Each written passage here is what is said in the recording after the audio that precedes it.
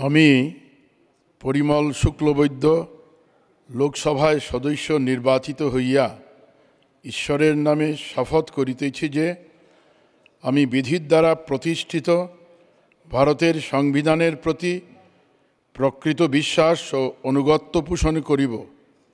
আমি ভারতের সার্বভৌমত্ব ও সংহতি রক্ষা করিয়া চলিব এবং যে কর্তব্যভার আমি গ্রহণ করিতে চলিয়াছি তাহা আমি বিশ্বস্তভাবে নির্বাহ করিব।